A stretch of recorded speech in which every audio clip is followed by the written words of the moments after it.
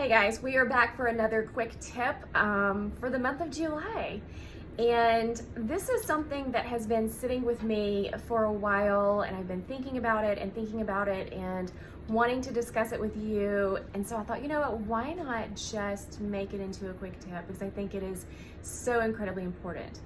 And that is, I get asked all the time, when should I start talking to my child about online activity, or at what age should I start talking about good digital citizenship, or most importantly, and it's something that really just kind of scares me a little bit, and I understand the hesitation, but I get, you know what, I don't think we need a conference. I don't think we need to chat with our kids yet. They are just too young. Maybe later we'll have the conversation. Maybe later we'll let you have the conversation, or maybe later someone else will have the conversation. That last statement is actually what is really true.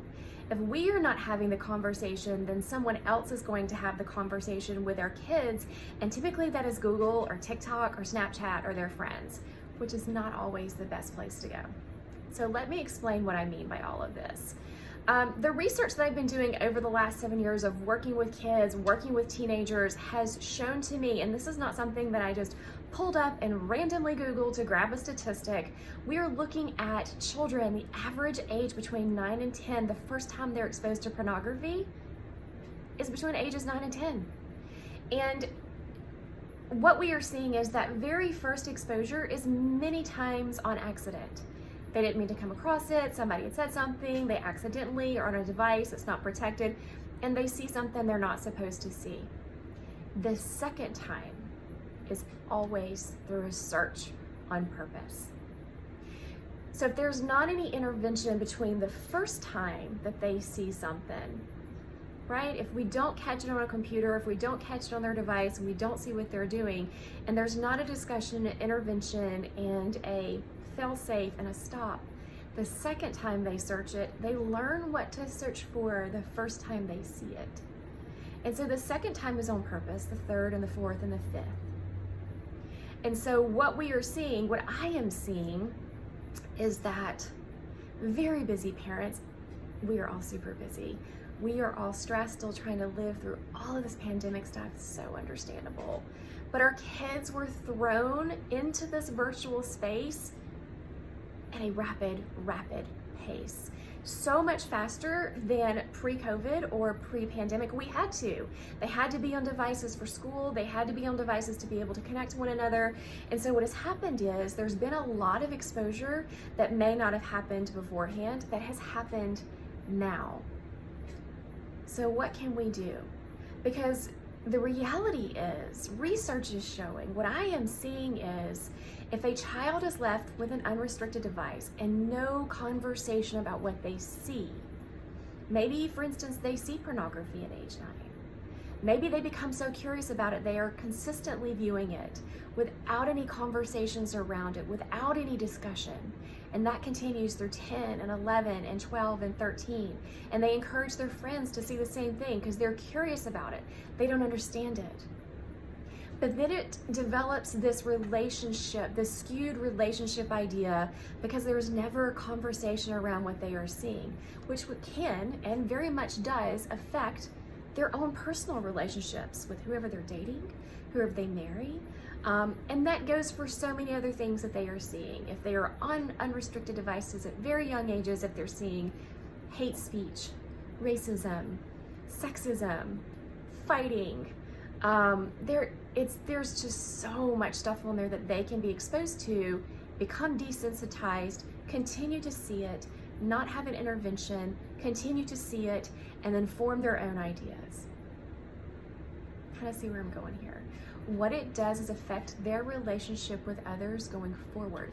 And it becomes this really big circle, this really big cycle that is very hard to get out of, because the idea of normal, healthy relationships may not exist, or their idea of relationships and how they're supposed to have a relationship with others that are around them becomes very skewed.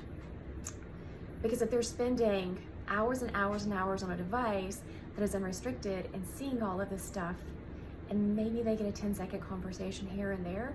Maybe they don't get anything. So what do?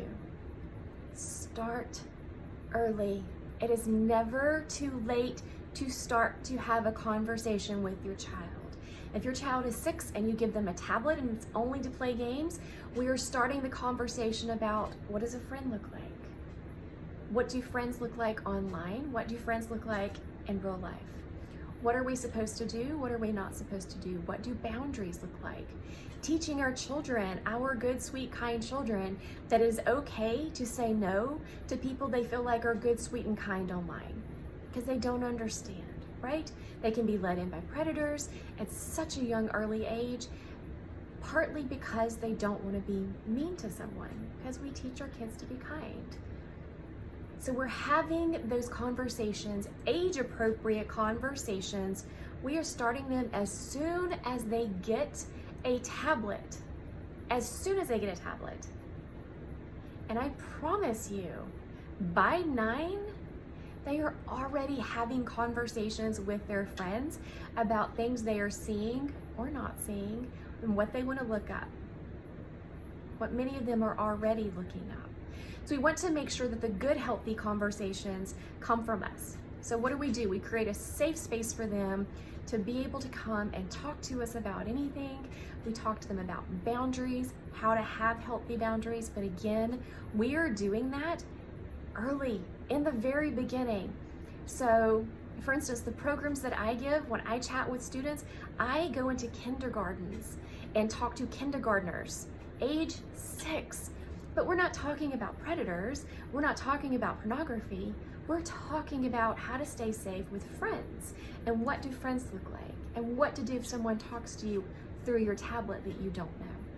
We are having those conversations early. That is one of the main things that we can do to protect our kids. I say it all the time. It is never, ever, ever too early. If we don't have a conversation until they're 13 or 12 or 11, there's potential that they've already had 4 or 5 years to form ideas of things they have already seen through their own device or through their friend's device. We don't want that to happen. We want us, their parents, their guardians, the trusted adult in a child's life, to be able to lead that conversation. Because then what happens is, if they do see something bad, we can catch it, we can talk about it, and we can help them to process it in a healthy way. If a 9-year-old is left to their own ability to process pornography, there's nothing healthy that is going to come from that. Start early, have conversations with them early, do conferences early. Like, give me a call. I can teach you how to have those conversations, because they can be weird or uncomfortable or a little sticky or not sure what to say. I'm always here.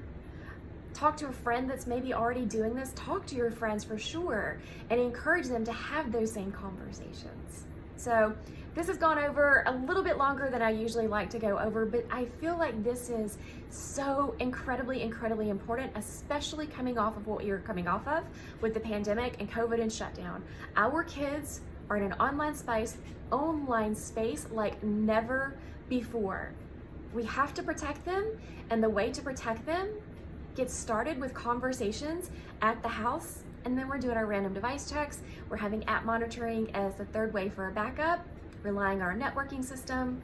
But the very first thing that we are doing, as early as possible, is having those open conversations and creating that safe space for your kid. As always, I am here if you need me. Shoot me an email, text me, smoke signal me. I answer to everything, but make sure you're having those conversations. And that's it. That's Christy's quick tip for the month of July. Thank you.